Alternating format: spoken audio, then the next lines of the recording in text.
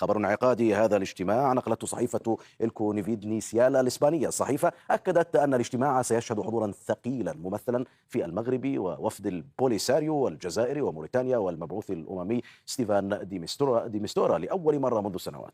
الصحيفة الإسبانية أضافت أن الاجتماع سيجري برعاية مسعد بولس كبير مستشار الرئيس الأمريكي دونالد ترامب لشؤون إفريقيا، وتحتضنه سفارة الولايات المتحدة الأمريكية في مدريد لبحث سبل التوصل اتفاق بحضور مايكل والتس المندوب الأمريكي الدائم لدى الأمم المتحدة.